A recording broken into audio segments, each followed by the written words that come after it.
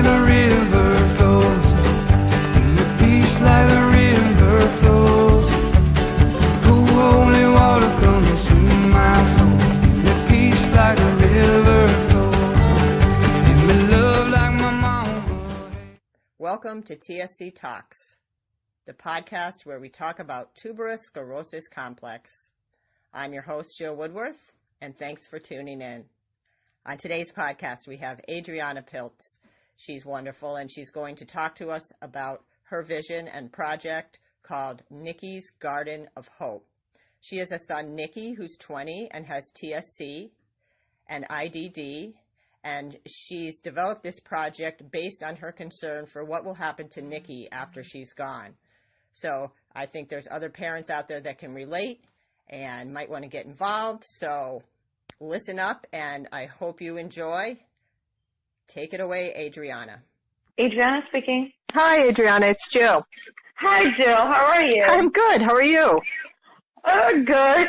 Yeah. Quiet, but good. I know. Sorry to do it so early. So thanks for doing it in the morning. Oh, no worries. I'm up. I'm insomniac, so I'm up around like 3 o'clock in the morning. Me too. Yeah. And it's the best time because it's so quiet. I know. And there's nobody around, and I get much more stuff done from between 3 and 7 when I have to getting kids ready for school.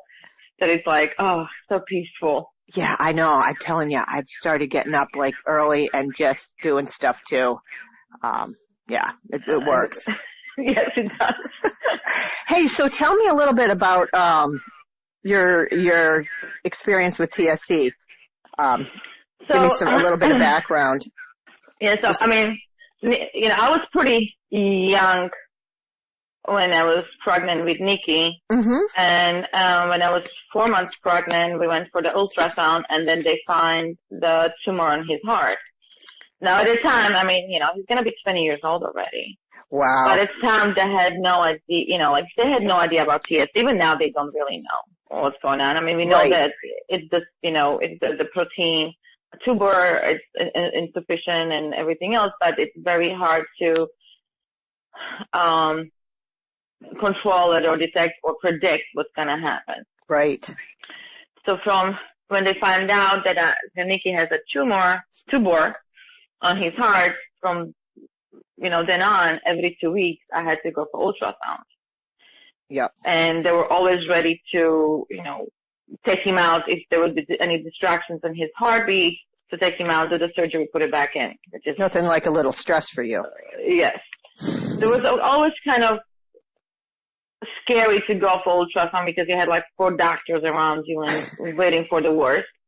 Yeah. But then he was due on December 11th. But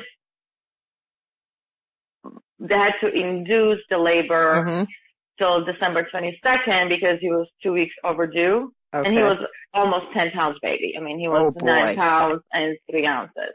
Oh, and then he had a water in his lungs, and, so he stayed in the NICU, and I was feeling bad because my baby didn't fit in an incubator in the NICU.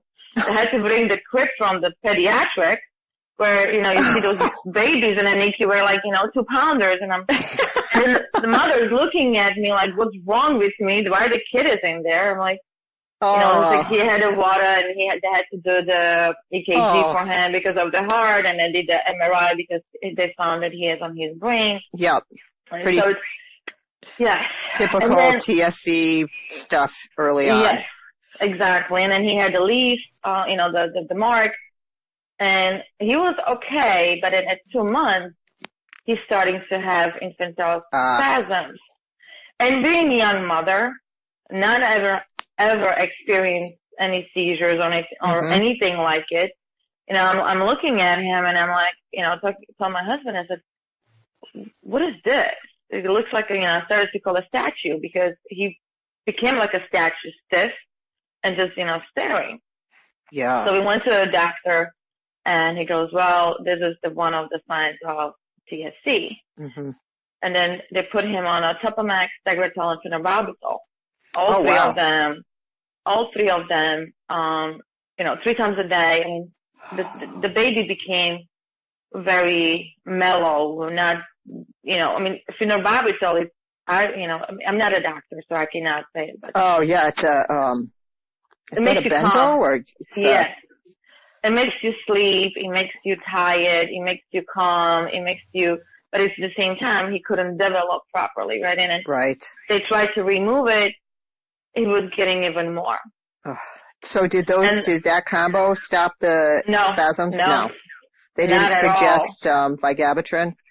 Well, this is the thing, in the United States. I know. It was like 20 years ago. Yep, yeah. I had to get it from freaking Canada or we Mexico. Did too. Did you? We did it from Canada, so we did the research. Yep. And we went to the doctor, and I said, okay, I know that it's illegal in the United States. I don't give a flying, pardon my language.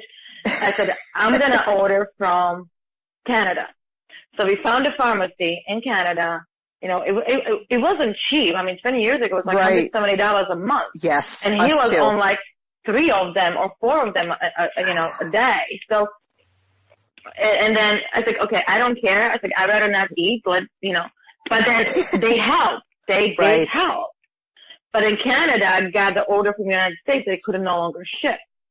Now, I have advantage, compared to a lot of or most people living in the United States. I have a family in Slovakia. Okay. So I made Nicky, I got him Slovakian citizenship. I flew with him to Slovakia. I got a neurologist, and she's been his neurologist in Slovakia since he was 4 years old or 5 years old. And I'm getting, my dad was shipping, she was all just prescribed, and it cost me €2. Right? Yep. Because he got all citizenship, he got healthcare is different there than it's in the United States. So my dad would ship, every 2 months, 4 boxes. So you did that so he could get it legally, somewhere else, and I don't have to spend a lot of money here. Over here it's crazy. I mean, it costs, I don't even know how much it costs right now. Oh gosh, I don't either. Don't want to. Me neither. Though I feel bad. Yeah. Right. And then, go ahead. You go ahead. And then, from there, I went to college, and my dad said, you know what? Because you need to finish the college as soon as possible. Let Nicky live with us. I mean, he has a good he has the best neurologist in the country. The doctors are here. We have a big house. My mom and my dad were living alone. Mm-hmm. And I said, okay. So Nicky was living with them for 3 years, and he was getting better because they have a backyard, and, the doctors, I don't want to sound bad, but doctors over there, there's not so many vaccines. There's not so many, they're not going to put medication just to put it, right? Mm-hmm. Mm-hmm. So he was getting a little bit better. It's a different philosophy of care. Exactly. And then in 2007, I tried to research the brain surgery for him because, he still had his seizures a little bit. Did the spasms stop with the vigabatrin for you? Yes. Oh, that's good. Yeah, the spasms stopped. Yeah. But I found Dr. Howard Rayner. He was based in New York. We met with him. Nicky came back from Slovakia, and he had all those tests done. And Dr. Rayner surgery is a 3-step surgery, but they pinpoint exactly where Nicky's seizures are coming from. Okay. At that point, he had between 50 to 100 seizures. Wow. A lot of them were subclinical, like you couldn't see it only on EEG.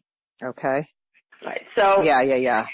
So I mean, it was, and he was nonverbal. He walks, but he walks only in the short distances. Yep. So how old was he at this point? Hold on. It was in 2007. So he was 1998. So it was he was almost 9 because his birthday's in December. Yep. So he's developmentally behind, nonverbal, and it was, completely, he was smiling, but he wasn't aggressive. This is the thing. He was very, very calm, very happy child, very, loving. But after, then he had the surgery in July 7th was the first surgery where it was like 7-hour surgery where they removed the tumor, they put the grid in his brain. And then after 2 hours after the surgery, I was laying next to him and his heart stopped and you just hear the flat line. And you try, and I was there by myself with him, and there was another dad, and in the NYU Medical, the one room in the NICU, in the ICU after the surgery, was all TSC because Dr. Rayner did surgeries only on Thursday. Okay. So it was all people that had TSC. Okay. Yes. And there was another dad from Virginia with his boy, whose name is Torby. My son, Nicky, and Torby looked exactly alike. Really? And had the same, nonverbal, but the Torby had a tumor in the middle of his brain, so they couldn't operate. But they did the surgery to remove the tumors that he had, I think, on the side. I see. But so his dad, Torby's dad, was there, and the suddenly nurse comes in, call the doctor, and you see people pumping your 8-year-old son hard, and I'm just like looking at him breathing, and he's like, everything's gonna be fine, everything's gonna be fine. He says, breathe. And I was like, okay, and it sounded like after, for me, it was like eternity. After I'm sure. 20, 30 seconds, you hear the heartbeat, and I literally collapsed. I'm like, okay, he's back.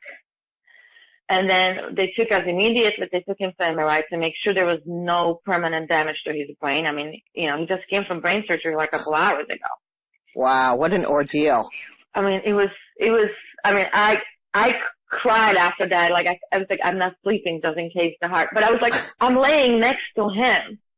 I was laying next to him and holding his hand, and you don't even realize, and then this machine goes flat, and this is the worst noise. And it honestly, even now when I hear the noise of like flight lines, I get kind of like, anxiety. Oh, I imagine. That's just not going to go away. No, it's never going to go away. No, probably not. But the funny part was that Nicky was actually very good in the hospital. Like he wasn't trying to pull the virus because he had the grid in his brain, and they were monitoring him. He wasn't aggravated. He wasn't screaming. He was just watching TV and laying in the bed. I think I was a bigger mess than he was. Yeah, I can relate. Yeah. And then a week after the surgery, he had the last surgery where they cleaned up everything. They were monitoring the seizures without the medication. They were monitoring everything and then clean it up. They cover his brain, and we were another 3 days in ICU, and then he was released. So the seizure stopped. Likely, Nicky did not have a seizure since 2007. That's good. Excellent. Yes. But the behavioral thing, the older he got, the more aggressive it is. And it's getting, like sometimes, like honestly, I feel like I just want to run.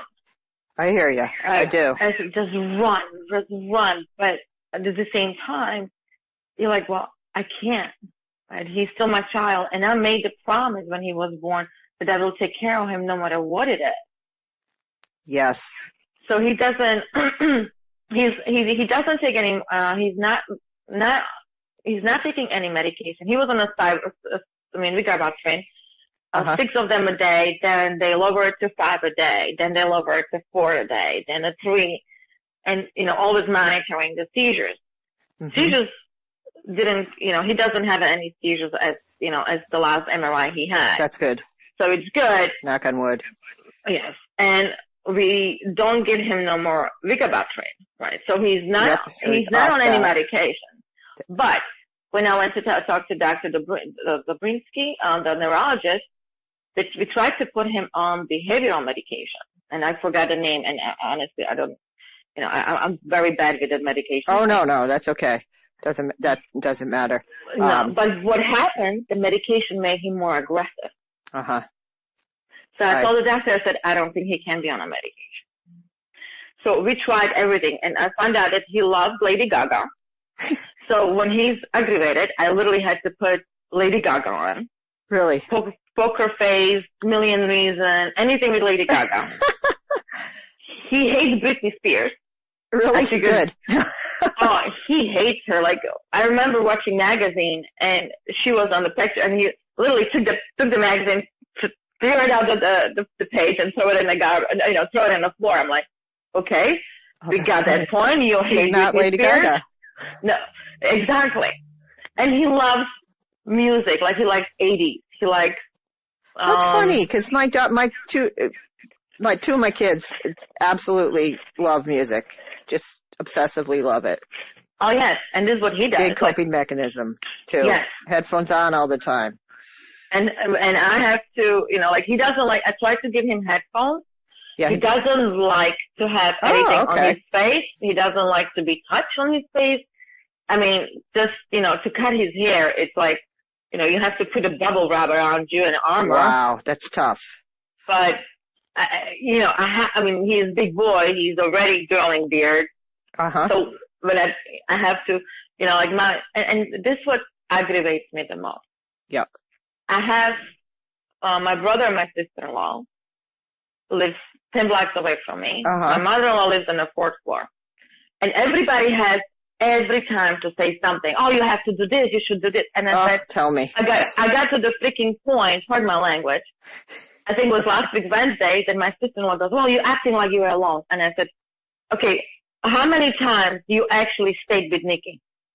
I said, you're living 10 blocks away and you come once in 6 months and you stay for 15 minutes, or as soon as Nicky starts getting his, in his aggressive mood or screaming and yelling tantrum, you leave. Yeah. I said, so yes, I am alone. I said, and my mother-in-law, because I don't know how are your kids, Nicky is very sensitive on stomach. Oh, he doesn't go to potty train by himself. We have to use the glycerin.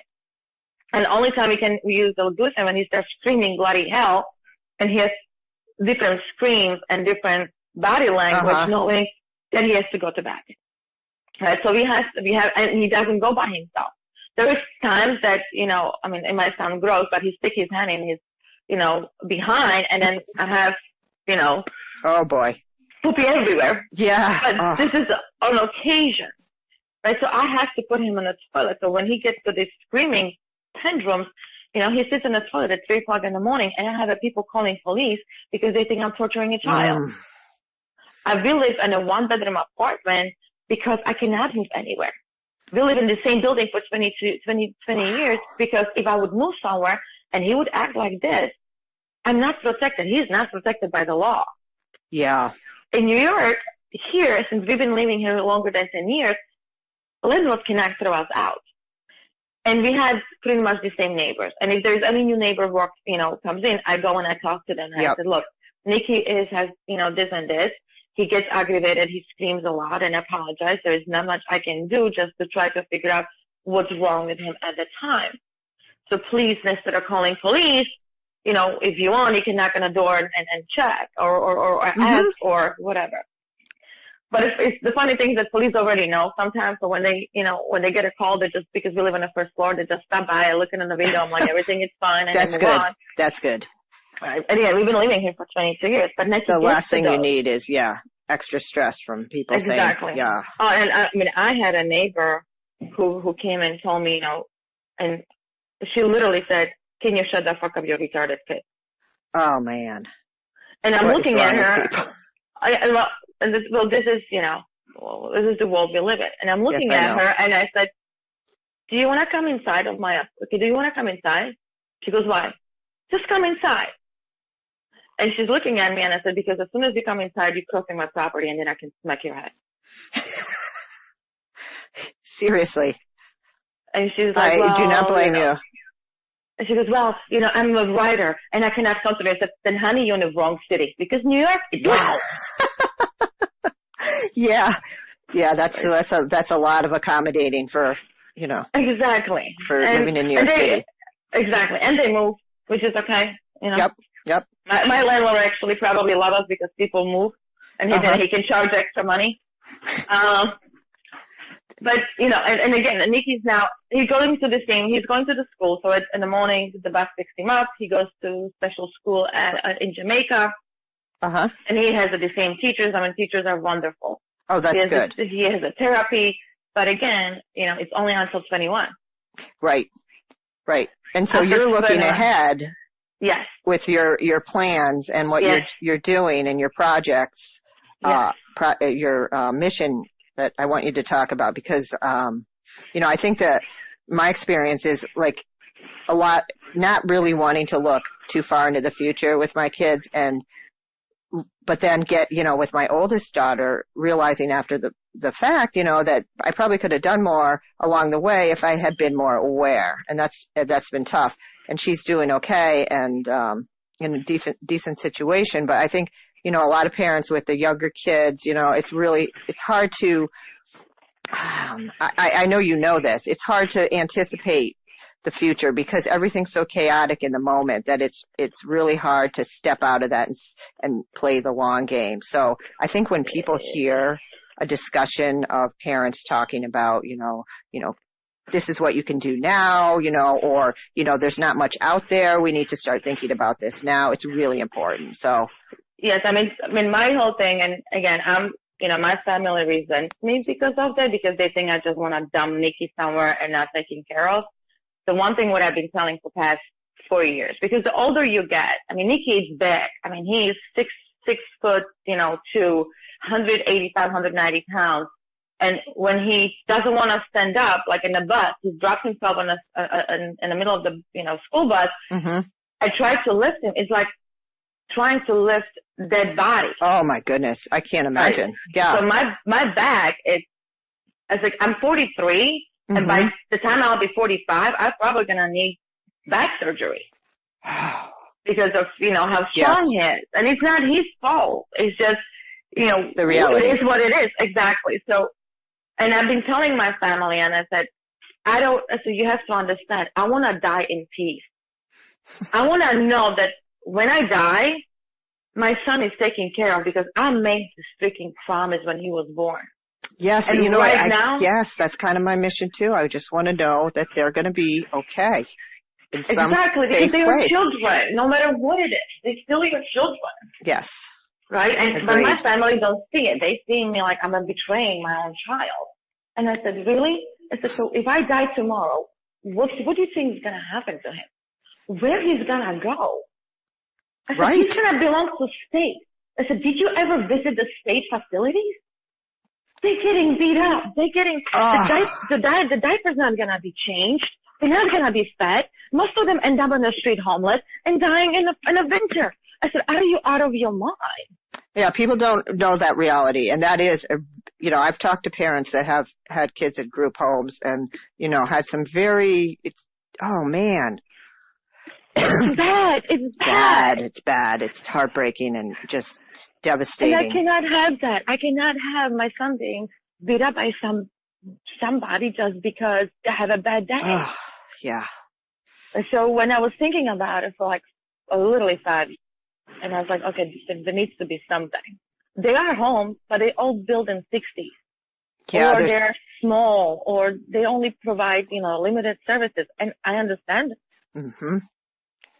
Our understanding of needs and of people with disabilities, there's been a lot of progress, but the progress hasn't filtered down to any kind of practical reality, and I think we're throwing money into situations that could be better spent in ways to, better equip our children with at least, some, wherever they are, whatever they can do.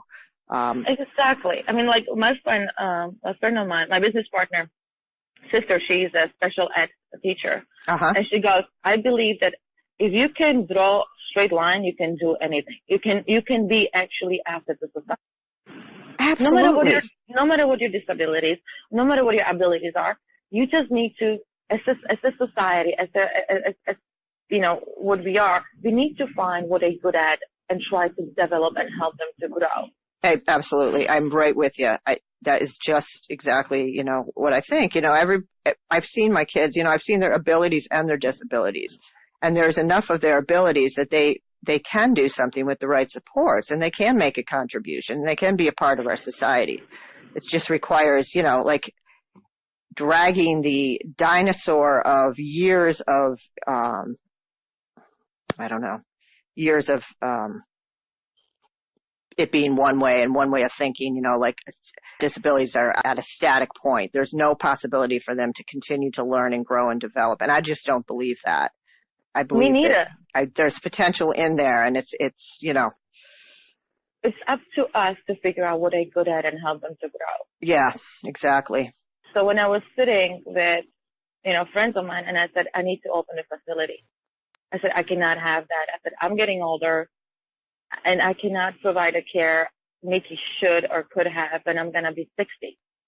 Right. So we were, my whole idea, an original idea was having a facility for disabled, like Nicky, and then for autistic children, Down syndrome, and then on the side having retirement home for parents if they want to be close to their loved ones, but also separated. They have their own, we love our old children, but it's draining sometimes. Oh, yeah.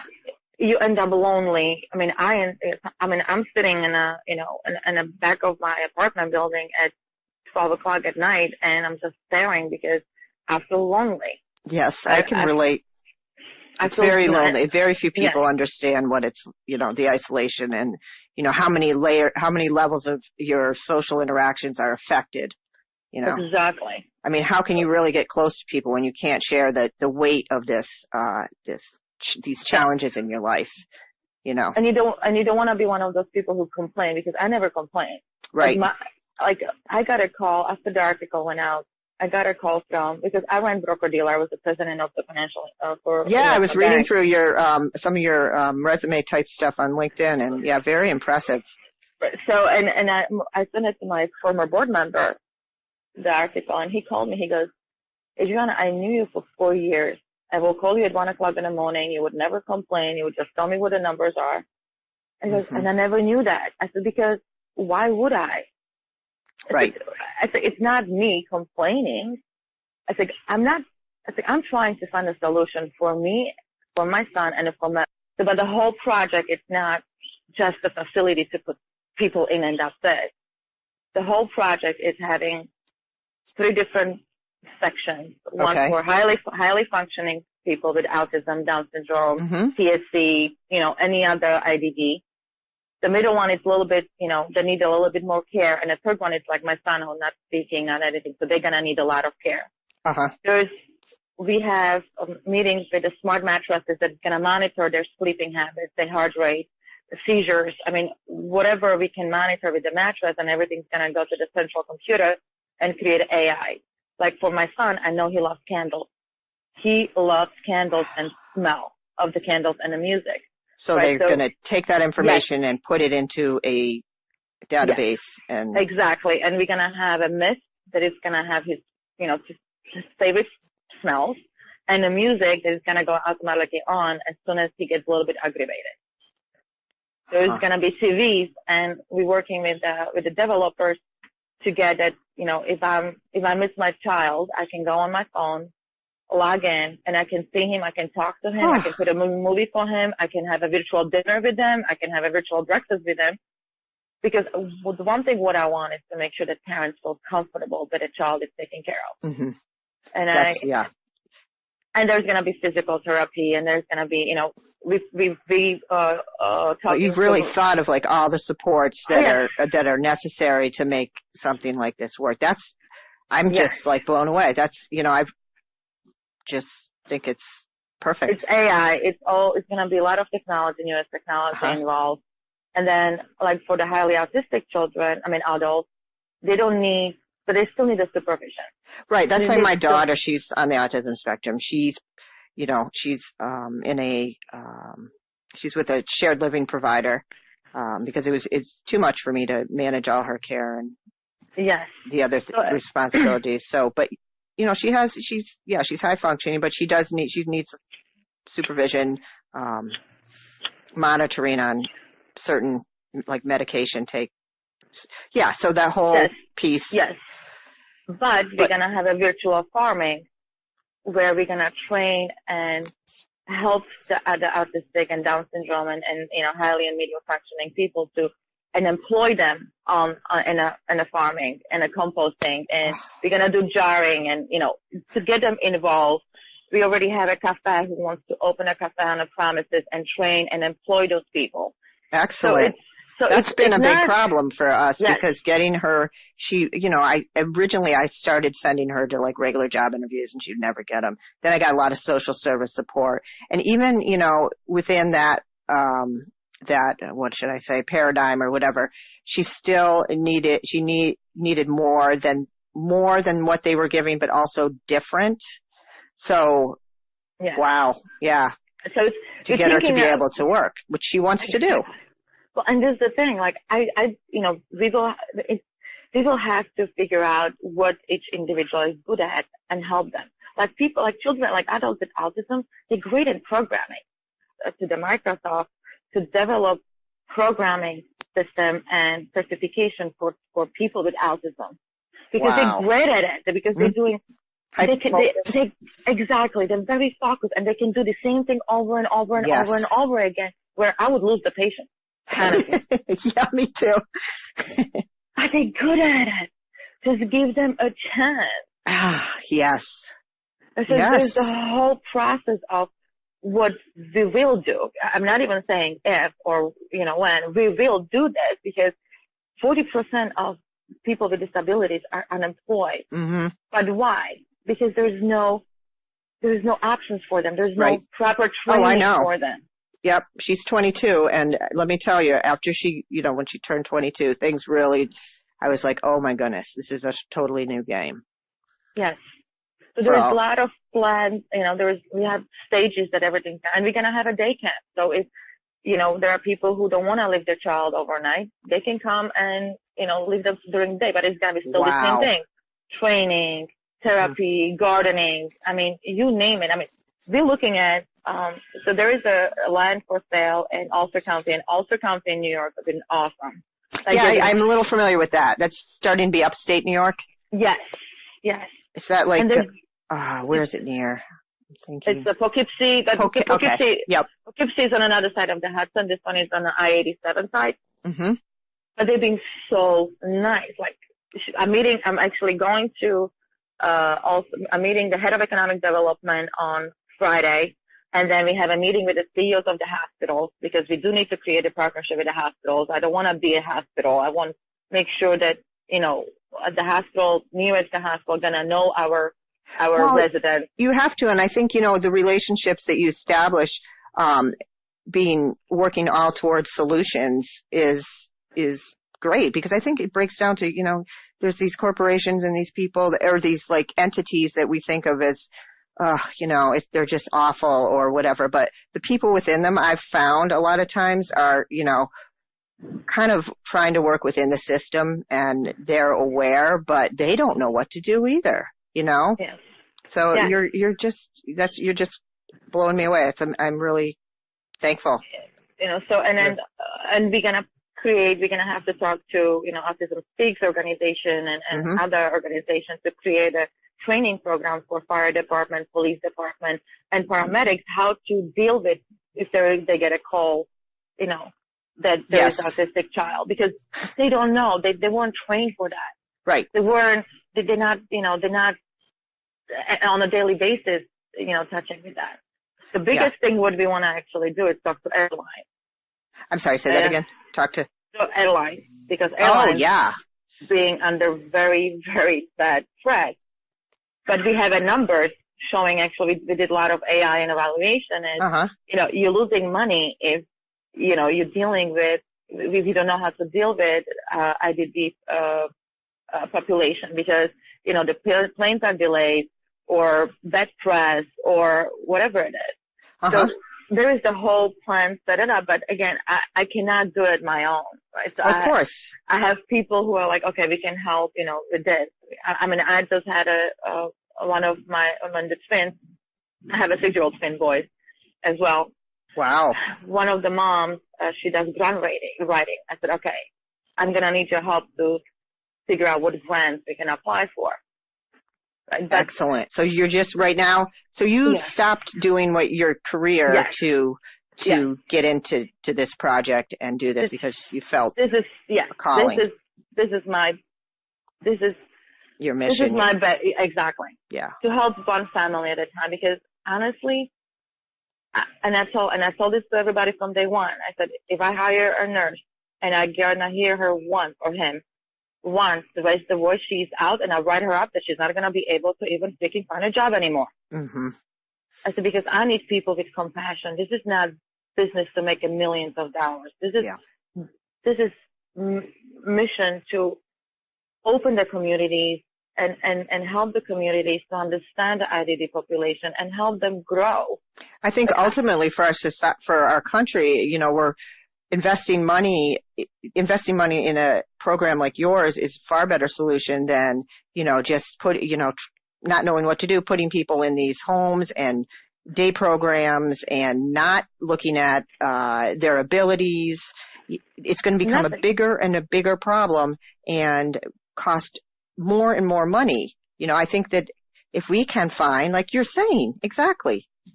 Beautiful. You can't, I mean, everybody's teachable no matter what your level is. Yeah.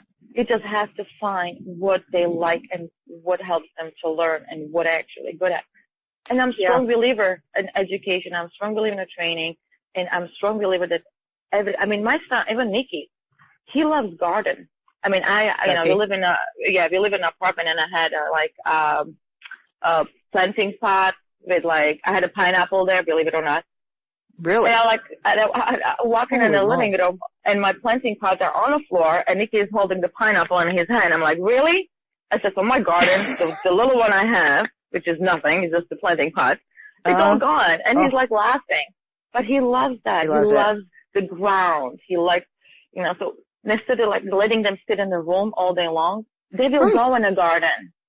You know, they will go Nicky's part of the physical therapy for kids like Nicky is going to be pushing the carts when, change the bed sheet.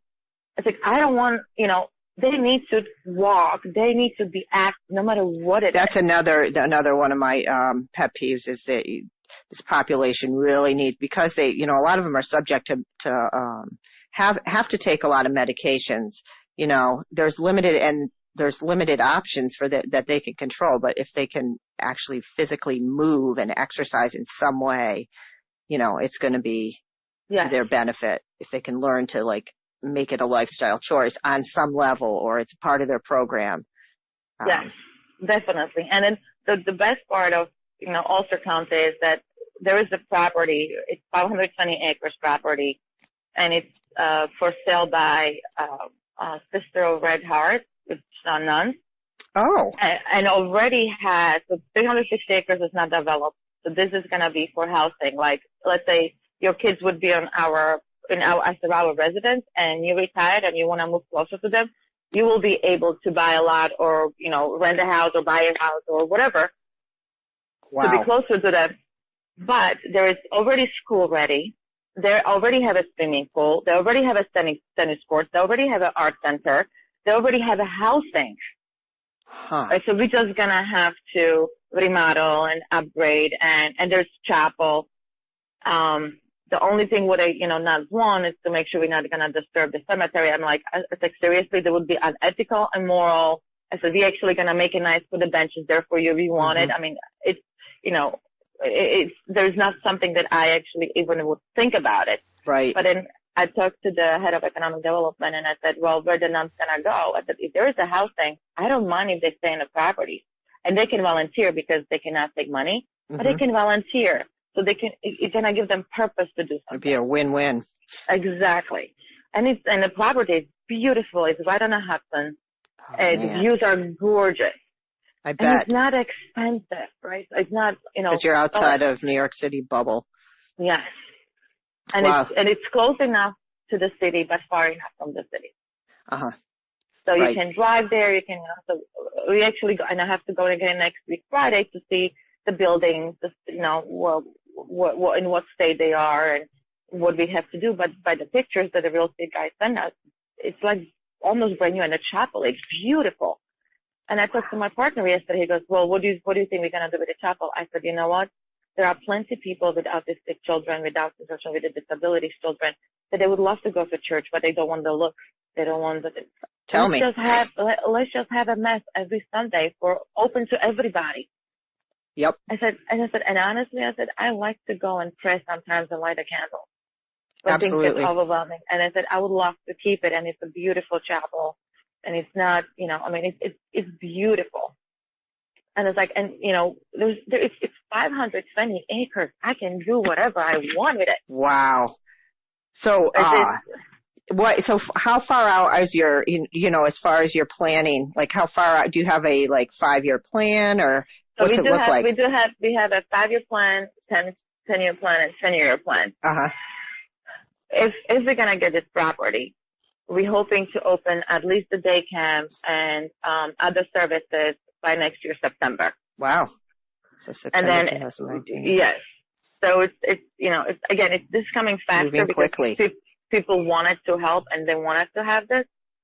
And then we're going to build probably on the same, we're going to have to build residential 1 level for people for adults like my son, because they're going to be on the wheelchairs, and I have to look at evacuation if something happened, and you have to have emergency plan, and there's a lot involved. Yeah, exactly. So it needs to be as safe as possible, but hopefully by 2020 we're going to have all the residents, the farming, the composting, the stores, and a restaurant and everything else already operating and ready.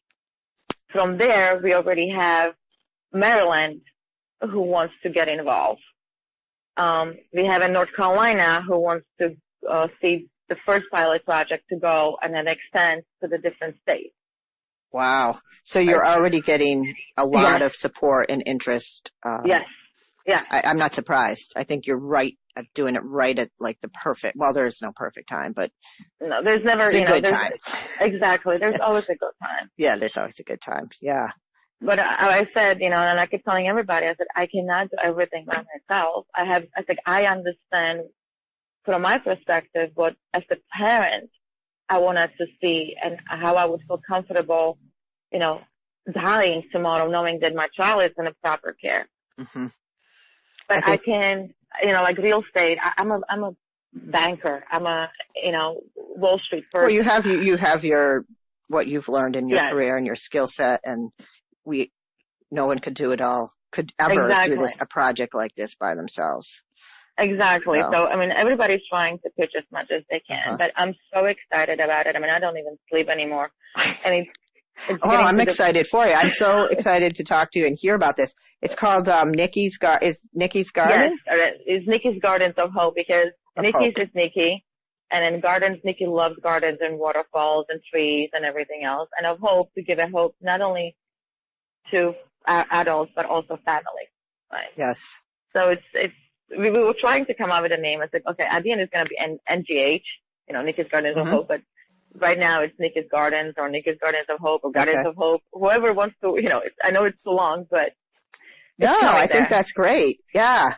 And on top of that, we're going to work on short movie, documentary movie. So I will, talk to families and, what their biggest fear is and how, the life, like you're doing podcast. I want to do short movie, and I have a friend of mine who is very well connected in Hollywood. Great. So we're going to do documentary for that. And hopefully we're going to be able to put it on, Netflix or whatever it is. But I want to it's not only to build facility, it's also create awareness that we are humans, that we feel lonely, that, they are still our children, that there are a lot of, issues, but at the end of the day, everybody. We're all people. Exactly. And we all are going to be here together for a while, so we better try to make things better. Exactly. Yeah. So where can people find you and find information about the garden? This project? Yeah. So we're working on a website. Again, it's coming faster than I anticipated. So for the past 4 months, we've been doing all the research, getting technology together, getting, what we need. We spend time on researching which state is the best to open by how much the state paying and the government. But the biggest issue is, and I'm not going to make a political statement, but the biggest issue is to be sustainable enough that I can care for, 40, 50 years and beyond for our residents. For our, they are our residents. They're going to be our residents. So the biggest issue was how we can sustain. That's where the farming comes in, because we can sell locally. We So can, self-sustaining, exactly. ideally.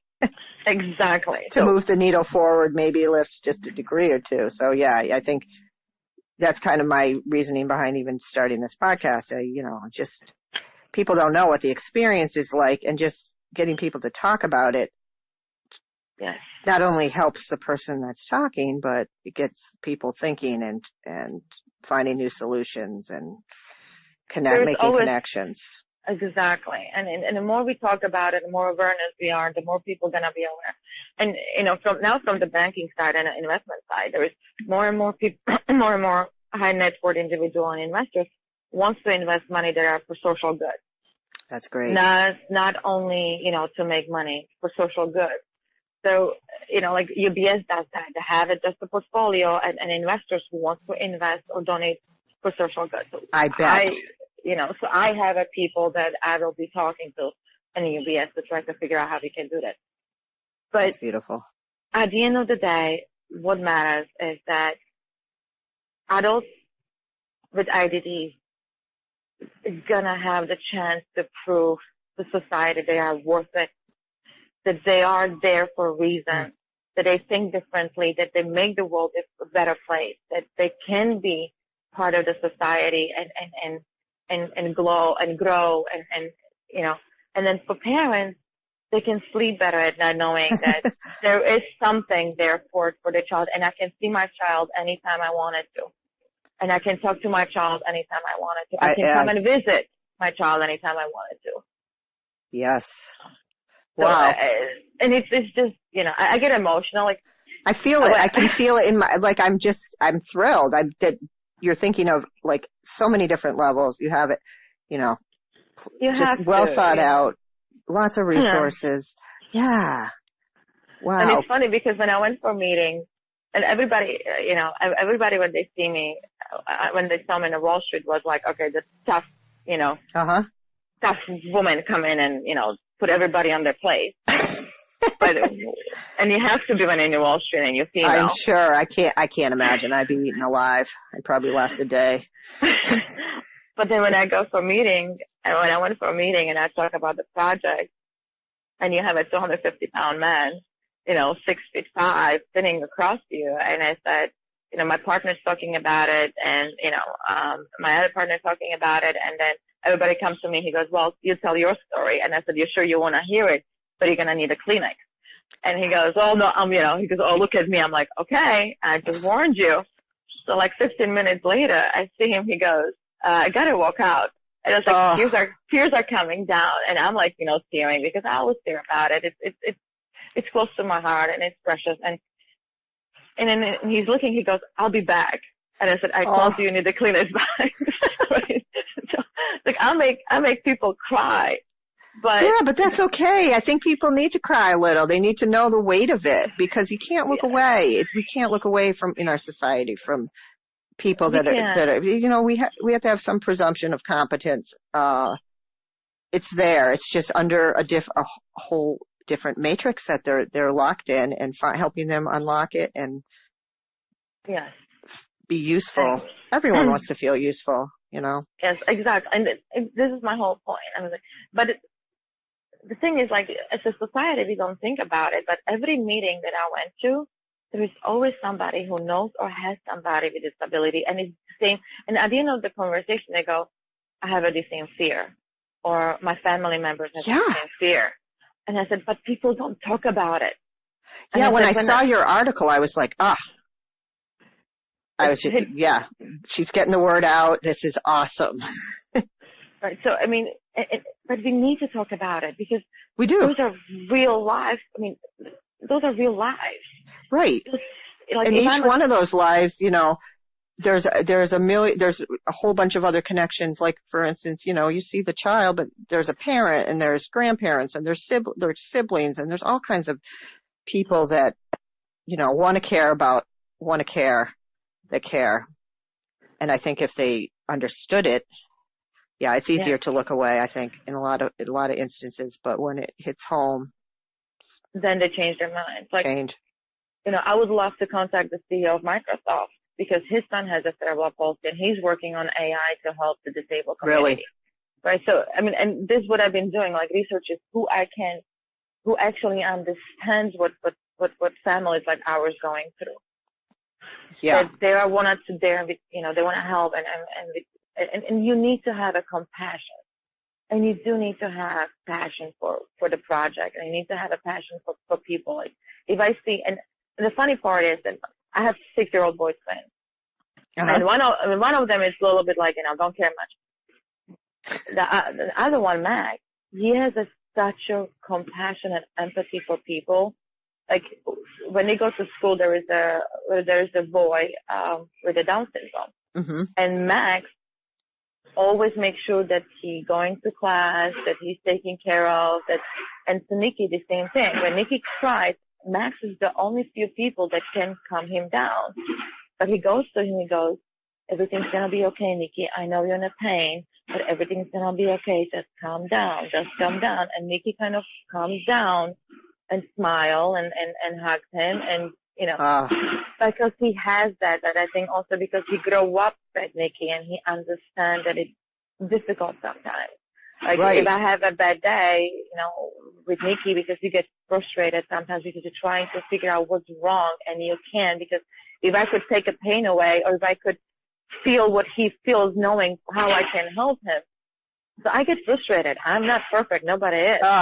It's so frustrating. I mean, you can have all your ducks in a row with TSC and, you know, 2 weeks later you're in the hospital emergency room because of some, you know, issue that you just can't control. You can, and you break down, and I'm open about it, and I break down. And me too.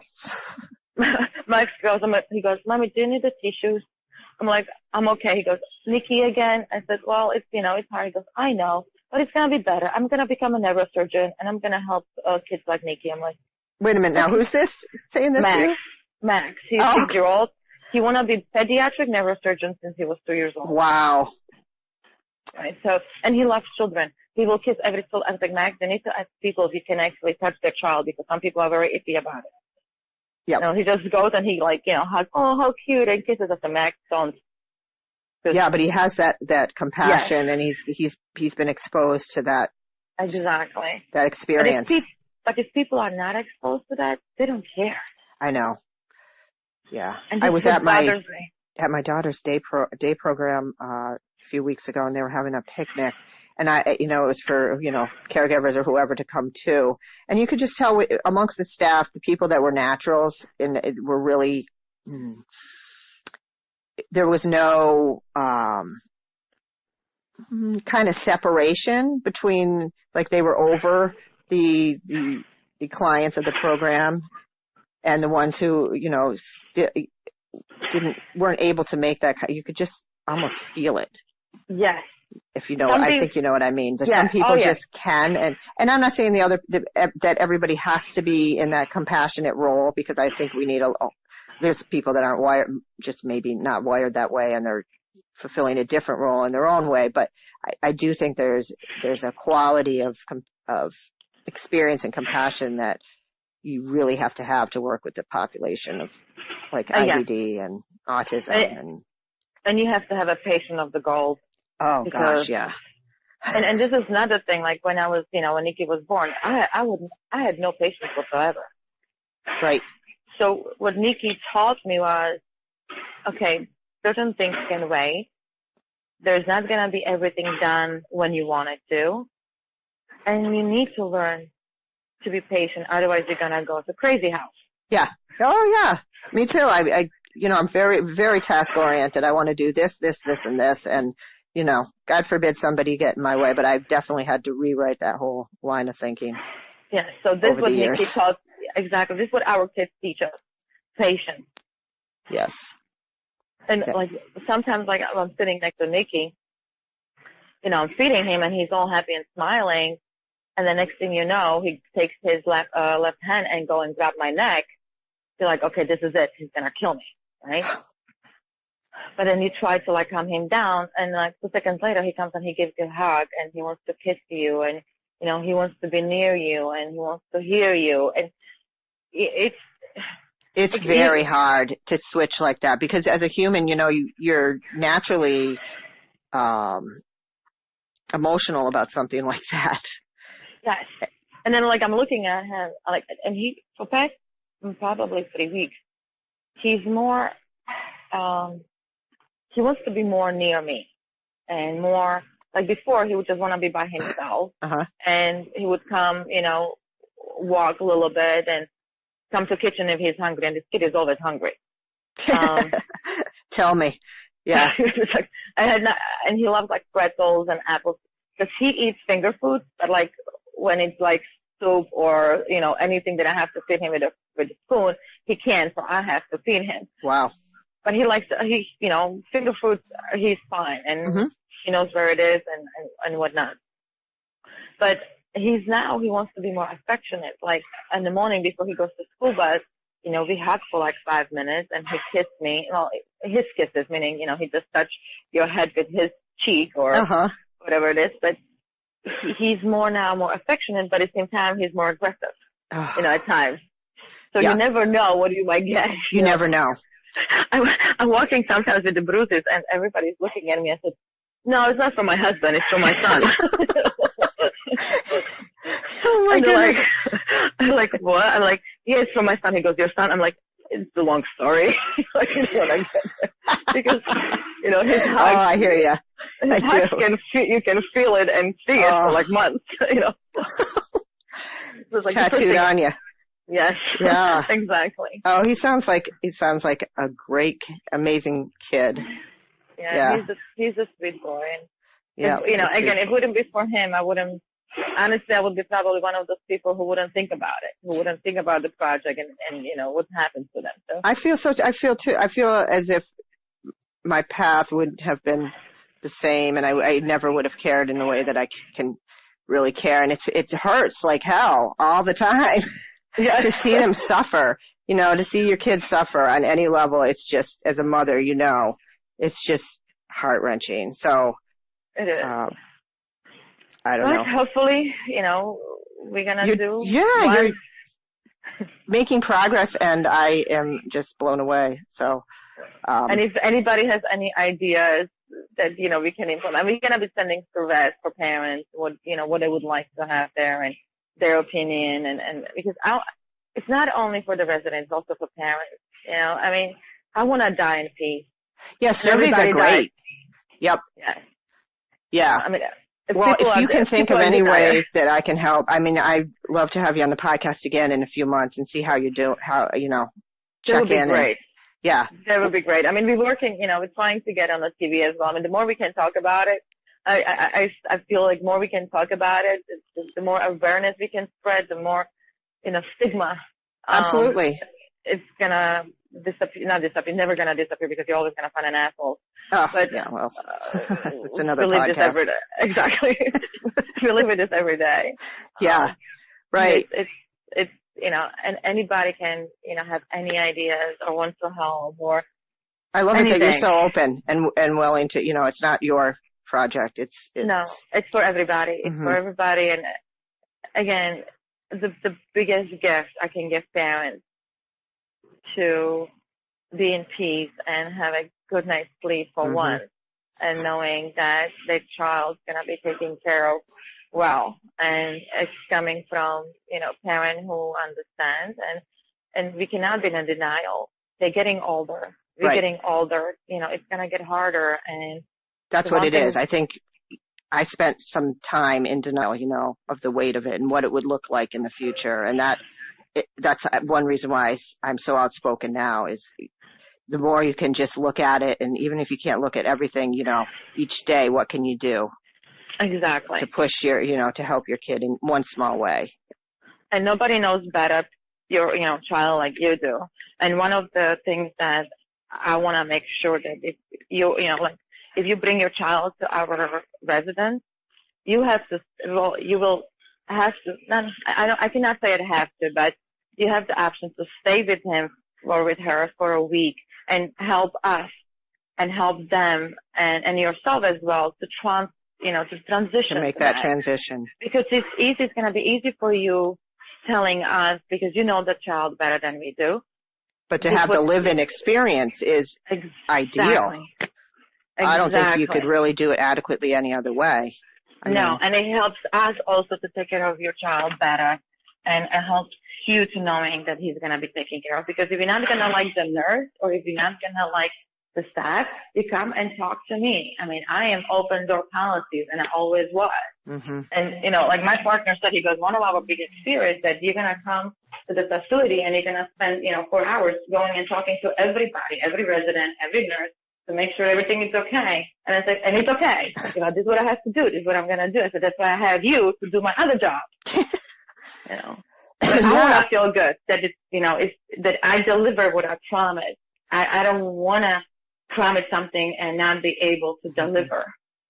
I'm sure you will, and I'm sure there'll be bumps in the road, but your sure attitude and your intelligence and connections, I think this is gonna really be a beautiful and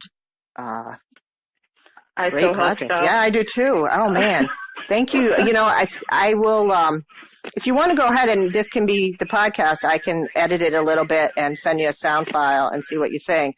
That would be great. And, because I know we're both crazy running around ladies doing a lot of things. So, for the efficiency of time, I can probably clip it and put it in the podcast and just as we did it. So perfect. That would be great. Okay. Well, thank you so much I loved everybody that I talk to. I feel like I get to know a little better, and then I hang up and I'm like, so I'll circle back in a few months and check in with you because, perfect. I see what you're doing. Yes.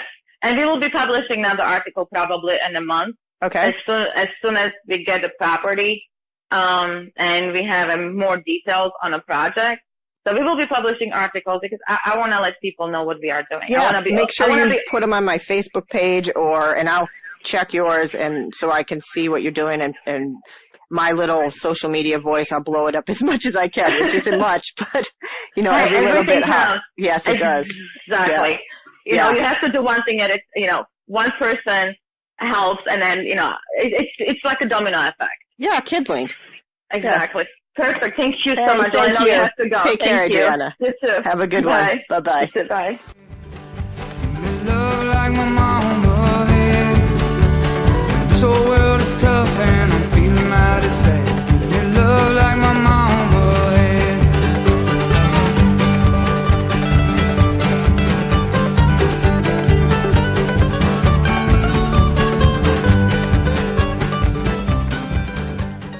And now, a thought from Geico Motorcycle. It took 15 minutes to click on the banner ad entitled, "You Won't Believe What These Child Stars Look Like Now." Be dissatisfied, and kinda sad, about how the child stars look. And now your computer is plagued by incessant pop-up ads. Oh, this can't be good. To add insult to injury, you could have used those 15 clickbait minutes to switch your motorcycle insurance to Geico. Geico. 15 minutes could save you 15% or more on motorcycle insurance. They always told Will he was too short to play basketball, but Will never listened. Will let his work ethic do the talking for him. Always in the gym, always running drills. Will knew where there was a will, there was a way, and he was Will. But then, after his second child was born, he realized the pros were all way better than him. So Will gave up and buried his high tops in a tearful ceremony. But one day, he heard that Geico could save him money on car insurance, so he switched and saved a bunch, which was awesome.